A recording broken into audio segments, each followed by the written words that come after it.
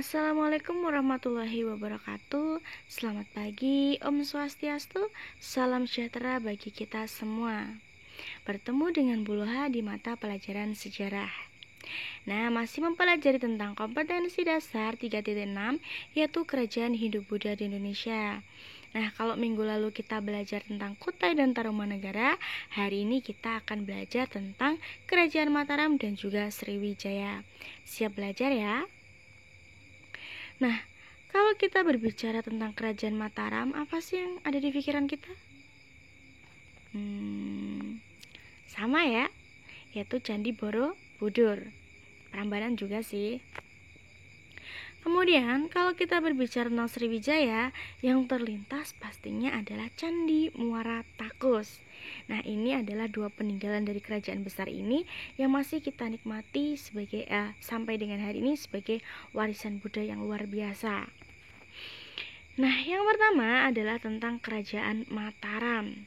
Jadi Kerajaan Mataram itu lokasinya di mana? Ada di Kota Gede, Yogyakarta, Jawa Tengah. Kan bisa dilihat lihat di peta yang warna oranye gelap ya. Itu adalah wilayah dari Kerajaan Mataram. Kemudian Kerajaan Mataram itu dibagi menjadi 3 masa atau 3 dinasti atau 3 wangsa atau 3 kekuasaan. Yang pertama itu ada nanti dinasti Sanjaya, kemudian ada dinasti Sailendra, dan yang terakhir nanti adalah dinasti Isyana. Seperti itu. Yang pertama adalah dinasti Sanjaya. Nah, kenapa kok namanya dinasti Sanjaya? Ini didasarkan atas sumber sejarah yaitu Prasasti Mantyase dan juga Prasasti Canggal yang menyatakan bahwa pendiri dari Kerajaan Mataram itu adalah Raja Sanjaya. Dan Raja Sanjaya itu adalah penganut Hindu aliran Siwa. Dari mana kita tahu bahwa Sanjaya itu penganut agama Hindu selain dari Prasasti Mantyase dan Prasasti Canggal?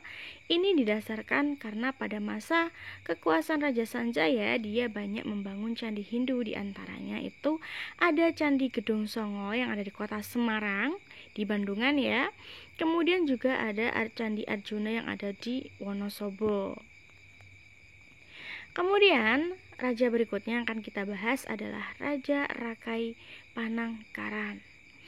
Nah, Rakai Panangkaran itu tercatat sebagai raja yang beragama Hindu. Karena namanya tercatat dalam prasasti Balitung yang dikeluarkan oleh Raja Dyah Balitung. Jadi pada masa kekuasaan Raja Dyah Balitung, Raja Dyah Balitung itu menulis nama-nama raja dari wangsa Sanjaya, dan nama Rakai Panangkaran dapat kita jumpai pada prasasti Balitung. Nah, Rakai Panangkaran itu adalah raja Hindu. Tapi kenapa kok pada masa kekuasaannya dia itu banyak mendirikan candi Buddha? Di antaranya itu ada Candi Pelawasan, ada Candi Kalasan, dan juga ada Candi Sewu. Nah, kenapa? Padahal dia seorang Hindu, tapi dia membangun banyak candi Buddha. Nah, akan kita bahas. Jadi yang pertama, berdasarkan prasasti Kota Kapur, terdapat informasi bahwa Maharaja Wisnu yaitu Dapun Tahyang mengirim ekspedisi untuk menghukum bumi Jawa atau Tarumanegara. Nah, karena lokasi yang tidak berjauhan, mungkin Kerajaan Sriwijaya juga ikut menguasai Kerajaan Mataram. Tapi karena memang tujuan tadi Sriwijaya adalah menghukum Tarumanegara, maka ketika Mataram dikuasai, raja-raja Mataram tetap bisa berkuasa sebagai raja. Hanya saja mereka menjadi negara bawahan, kerajaan bawahan dari Kerajaan Sriwijaya. Kemudian sumber sejarah berikutnya itu dapat kita jumpai dari Prasasti Kalasan. Dapat kita jumpai informasi bahwa memang Rakai Panangkaran itu mendapat perintah mendirikan Candi Kalasan atas perintah dari Maharaja Wisnu yaitu Dapun Tahyang. Kemudian berdasarkan prasasti Berdasarkan prasasti Mantyasih, Rakai Panangkaran itu banyak mendirikan candi Buddha. Yang tadi Bulha sebutkan di awal yaitu ada Candi Sewu, ada Candi Pelawasan, dan juga Candi Kalasan. Nah, berdasarkan 3 sumber sejarah ini, maka dapat diinformasikan bahwa pada masa pemerintahan Rakai Panangkaran, walaupun dia seorang Hindu, di sini mulai masuk pengaruh Sriwijaya. Oleh karena itu, masa ini dikenal dengan masa peralihan yang dikenal dengan masa dinasti Sailendra, artinya pengaruh Buddha. Kemudian, Rakai Panangkaran memiliki putra yaitu Samaragrawira, dan Samaragrawira memiliki 2 putra. Yang pertama itu adalah Samaratungga dan yang kedua adalah Balaputra Dewa. Karena Samaratungga putra pertama, jelas dia adalah raja yang berkuasa.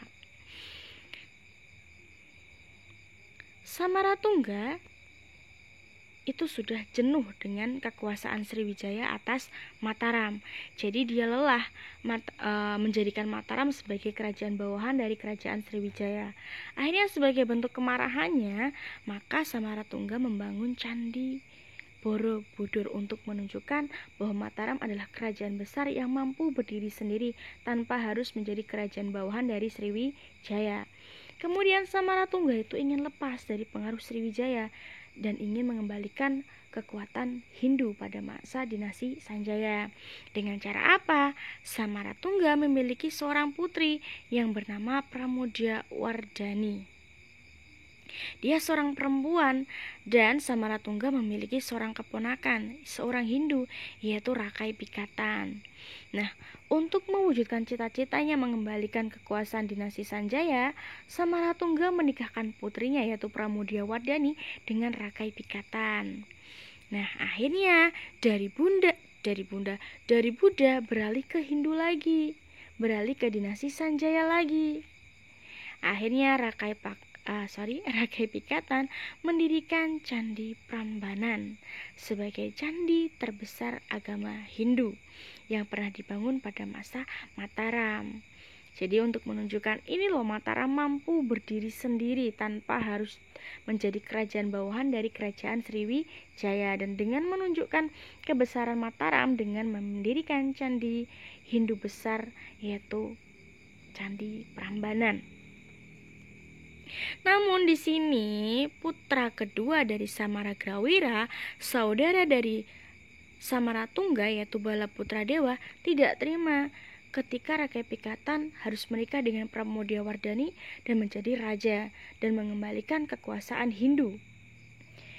Kemudian Balaputra Dewa menghimpun kekuatan untuk menyerang Rakai Pikatan. Namun apa yang terjadi? Karena Rakai Pikatan adalah raja yang berkuasa, tentunya kekuatan lebih besar pada Rakai Pikatan sehingga menyebabkan Balaputra Dewa kalah dan akhirnya dia mengasingkan diri. Kemudian sampai pada akhirnya nanti Balaputra Dewa kembali ke kakeknya, ke Sriwijaya. Seperti itu. Kemudian di sini Rakai Pikatan sama halnya dengan Samaratungga tadi.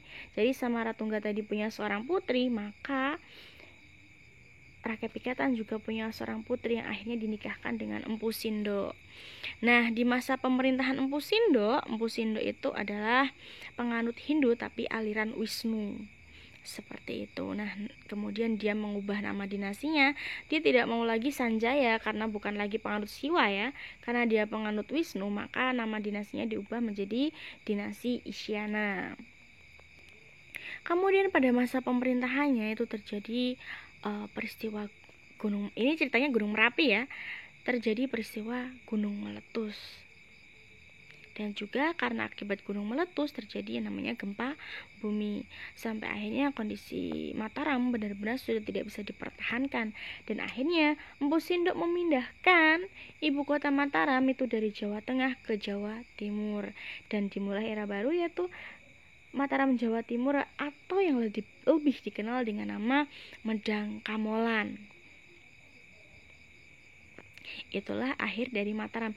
Bukan akhir ya sebenarnya, tapi ibu kotanya dipindahkan seperti itu dari Jawa Tengah ke Jawa Timur oleh Empu Sindo. Kemudian yang kedua akan kita bahas adalah Kerajaan Sriwijaya. Nah, letaknya ada di Palembang, Sumatera. Jadi yang warna oranye gelap itu ya. Sumber sejarahnya apa? Ada prasasti Talang Tuo. Dari prasasti Talang Tuo kita mendapat informasi bahwa kerajaan ini adalah kerajaan bercorak Buddha. Kemudian juga dipimpin oleh seorang raja bernama Dapuntahyang. Jadi Dapuntahyang itu dianggap sebagai wakil dewa di bumi. Kenapa? Karena dia melindungi masyarakat Sriwijaya dengan sifatnya yang bijaksana, penuh kepemimpinan, peduli pada rakyatnya. Dan bahkan dia membangun sebuah taman, yaitu dengan Taman Srikerta, yang masih bisa kita jumpai sampai dengan hari ini. Kemudian sumber sejarah yang kedua adalah prasasti Kedukan Bukit. Di sini kita dapat memperoleh informasi bahwa raja pertama Sriwijaya adalah Dapuntahyang.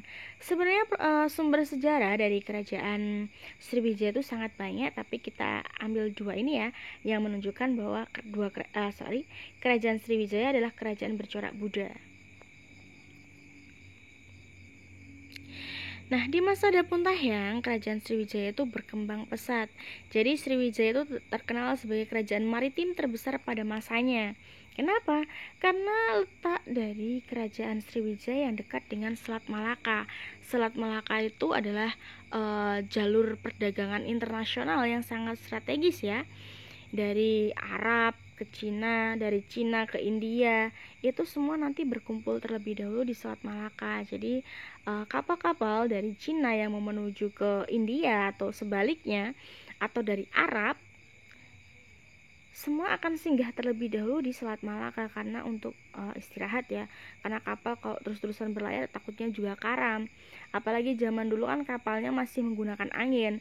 Jadi para pelayar dunia itu masih sangat tergantung dengan angin, dan untuk menunggu angin maka mereka akan berlabuh terlebih dahulu, dan saat itu pelabuhan yang paling ramai itu adalah pelabuhan Selat Malaka yang dekat dengan Sriwijaya. Oleh karena itu Sriwijaya sangat mengandalkan dari kekuatan perdagangan Selat Malaka. Kemudian dapat kita peroleh informasi juga dari prasasti Nalanda yang ada di India sana, bahwa Raja Dapuntahyang itu membangun asrama untuk para pelajar Buddha dari Nusantara yang belajar agama Buddha di India dengan membangun asrama di sana. Berarti di sini menunjukkan ada kerjasama antara India dengan Nusantara dalam bidang pendidikan ya, terutama. Kemudian raja berikutnya adalah yang paling terkenal ini ya, yaitu Raja Balaputradewa. Jadi sempat kita bahas tadi bahwa dia adalah putra dari Samaratungga yang kemudian berperang melawan rakyat Bikatan namun kalah. Nah, akhirnya Balaputradewa kembali ke kakek buyutnya di Sriwijaya, dan malah dia menjadi raja terbesar yang membawa kerajaan Sriwijaya pada puncak kejayaannya.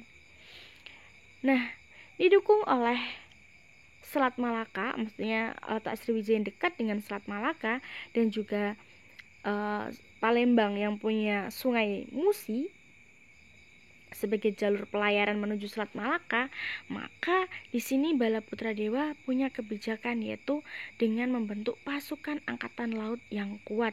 Untuk apa? Melindungi pelabuhan Sriwijaya. Kemudian Balaputradewa juga bekerja sama dengan para bajak laut. Gunanya apa? Para bajak laut inilah yang nanti akan mengawasi perdagangan di Selat Malaka. Jadi bagi mereka, kapalnya yang tidak mau membayar pajak, maka akan langsung ditenggelamkan oleh para bajak laut. Jadi para pedagang yang kapalnya singgah di Selat Malaka lebih memilih membayar pajak. Nah, karena pajak yang dan Sriwijaya pinter ya, mereka menerapkan pajak yang tinggi untuk kapal-kapal yang singgah di Selat Malaka. Karena pajak yang tinggi inilah didukung oleh armada angkatan lautnya yang kuat dan didukung oleh para bekerja sama dengan para bajak laut, maka Sriwijaya menjadi kerajaan maritim terbesar pada masanya dengan penghasilan ekonomi yang luar biasa dari pajak pelabuhan tadi, sehingga masyarakat Sriwijaya itu terkenal sebagai masyarakat yang sangat makmur. Namun, ada yang terlewat. Kemudian membangun atau menjalin kerjasama. Nah, dalam bidang pendidikan, Kerajaan Sriwijaya itu membangun hubungan dengan Kerajaan Nalanda yang ada di India. Jadi, pada masanya Kerajaan Sriwijaya itu menjadi pusat pengajaran agama Buddha terbesar di kawasan Asia Tenggara. Di kawasan Asia Tenggara ya. Kemudian, untuk bidang militer, Kerajaan Sriwijaya itu bekerja sama dengan Kerajaan Kolamandala dari India dan juga Cina.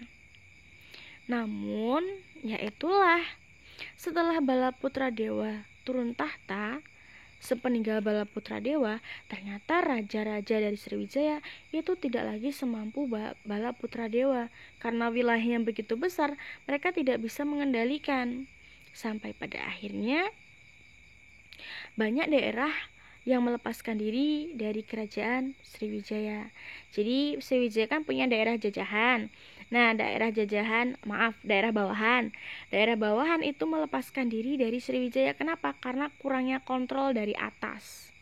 Kemudian Sungai Musi yang tadi menjadi jalur perdagangan yang awalnya bisa dilewati kapal-kapal besar dari Sriwijaya menuju Selat Malaka, dari Palembang ke Selat Malaka. Namun pada akhirnya Sungai Musi mengalami pendangkalan sehingga sungainya menjadi lebih sempit, sehingga kapal-kapal besar yang tadinya bisa melewatinya membawa banyak barang, kapal besar tidak lagi dapat lewat karena sungainya menjadi dangkal, sungainya menjadi sempit. Ya, sungainya tidak sempit, maksudnya debit airnya sudah tidak seperti awalnya karena mengalami pendangkalan tadi. Sehingga kapal yang lewat hanya kapal-kapal kecil, sehingga kapal kecil pun tidak bisa memenuhi kebutuhan ekonomi lagi. Yang awalnya kan kapal besar kan bisa membawa banyak dagangan dan laku. Nah, ketika Sungai Musi mengalami pendangkalan, hanya kapal-kapal kecil sehingga tidak bisa seperti biasanya untuk penghasilan dari masyarakat Sriwijaya. Kemudian ada serangan dari Kola. Jadi Kerajaan Kolamandala India itu iri. Kenapa? Karena Sriwijaya itu lebih condong percaya atau membangun militer lebih kuat itu bersama Cina. Sampai akhirnya Kerajaan Kolamandala iri dan memilih menyerang Sriwijaya. Kemudian serangan Kerajaan Medang di bawah Teguh Dharma Wangsa Teguh maksudnya. Jadi saat itu Kerajaan Medang Kamolan itu dipimpin oleh Dharma Wangsa Teguh dan dia ingin menguasai Selat Malaka, maka dia harus menyerang siapa? Tentunya penguasa Selat Malaka, yaitu Kerajaan Sriwijaya. Karena pendangkalan Sungai Musi ekonominya jadi redup, kemudian banyak negara bawahan yang melepaskan diri, maka kesempatan Dharma Wangsa Teguh itu untuk menyerang Sriwijaya yang saat itu sedang bingung mengambil langkah. Kemudian ada juga, jadi setelah nanti Medang Kamolan runtuh ya, Sriwijaya itu mencoba bangkit. Dia mencoba bangkit dan terus sampai pada akhirnya Majapahit berkuasa dan Palembang Sriwijaya dikuasai oleh Majapahit. Seperti itu akhir dari Sriwijaya. Nah, apa sih yang dianut oleh masyarakat Sriwijaya dan juga masyarakat Mataram? Jadi yang dianut oleh Kerajaan Mataram itu awalnya adalah Hindu, kemudian karena dikuasai oleh Sriwijaya menjadi Buddha, kemudian kembali lagi menjadi Hindu setelah kepemimpinan Rakai Pikatan. Untuk Kerajaan Sriwijaya adalah Hindu. Buddha. Dibuktikan dengan Kerajaan Sriwijaya itu menjadi kerajaan pengajaran tempat belajar agama Buddha paling besar di kawasan Asia Tenggara. Lalu ekonominya, kalau Mataram dan Sriwijaya sama. Ini adalah pelayaran atau maritim perdagangan ya. Kalau Mataram, apa buktinya? Itu di dalam Candi Borobudur kita dapat menemukan relief kapal. Nah, itu menunjukkan bahwa Kerajaan Mataram selain agraris itu juga maritim. Kemudian untuk Sriwijaya jelas karena lokasinya dekat dengan Selat Malaka dan juga memanfaatkan Sungai Musi, maka Kerajaan Sriwijaya juga kerajaan bercorak maritim. Oke, terima kasih untuk hari ini. Kita akhiri. Wassalamualaikum warahmatullahi wabarakatuh. Kita kembali bertemu di Classroom.